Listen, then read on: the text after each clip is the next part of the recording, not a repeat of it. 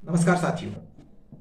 दो लोग भारतीय राजनीति में अभी काफी चर्चा में हैं। एक हैं कीर्ति आजाद, एक हैं प्रशांत भूषण। दोनों में एक बात कॉमन है। दोनों लोग अपनी पुरानी पार्टियों को छोड़ के नई पार्टी में शामिल होने आए हैं। कीर्ति आजाद पहले भारतीय जनता पार्टी में रहे, 16 साल वो भारतीय जनता पार्टी में रहे। अटल बिहारी वाजपेयी सरकार में वो शामिल थे। उसके बाद वो कांग्रेस में गए, फिर वो तृणमूल कांग्रेस से भी सांसद हैं। प्रशांत भूषण जो इंडिया अगेंस्ट करप्शन में अरविंद केजरीवाल के बहुत बड़े सहयोगी थे, उनके लीगल एडवाइजर थे। आम आदमी पार्टी बनाने में उन्होंने 1 करोड़ का चंदा दिया उनके पिताजी ने। उसके बाद उन्हें आम आदमी पार्टी से निकाल दिया और अभी वो कांग्रेस के समर्थक हैं।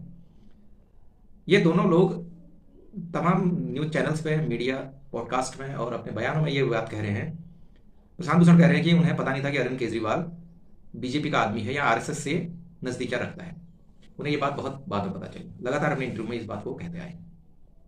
ठीक उसी प्रकार कीर्ति आजाद जी कह रहे हैं कि 16 सालों भाजपा में रहे, अब उन्हें पता नहीं था कि ये सबसे गद्दार पार्टी है देश की।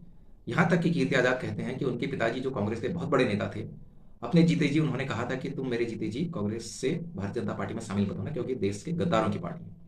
और 16 साल वो एक गद्दार पार्टी में रहे। जब मोदी और अमित शाह की जोड़ी भारतीय जनता पार्टी को संभालने के लिए आई, उसके बाद उनको तवज्जो नहीं दी गई, उनको वैल्यू नहीं दी गई। तब उन्हें एहसास हुआ कि गद्दार पार्टी, और वो पार्टी छोड़ के चले गए।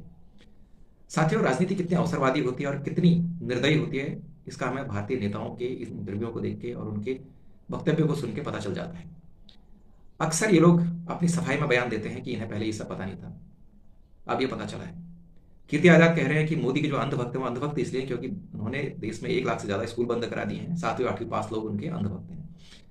उनको ये पता होना चाहिए, 1950 के बाद से, जब से देश में लिटरेसी का रेट बढ़ा है, जब से शैक्षिक जो दर है, साक्षरता बढ़ी है, तब तब भारतीय जनता पार्टी का ग्राफ ऊपर उठा है, कांग्रेस का ग्राफ नीचे आया है।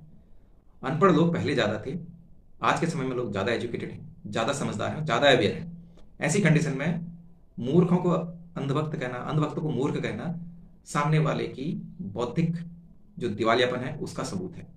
2014 से लगातार ये लोग कह रहे हैं कि देश में अनपढ़ लोग बीजेपी के समर्थक हैं। मैं इनसे पूछना चाहता हूं, क्या 2014 के बाद में देश में अशिक्षा बढ़ी है, या 2014 से पहले देश में अशिक्षा थी? शैक्षिक स्तर तो लगातार बढ़ रहा है। तो मेरा आपसे निवेदन है कि मूर्खतापूर्ण बयानों से बचिए और इन लोगों को बताइए कि अगर आपको नरेंद्र मोदी के सामने एक मजबूत चुनौती रखनी है तो आपको देश के हित की बातें करनी होगी। आपके इस बारे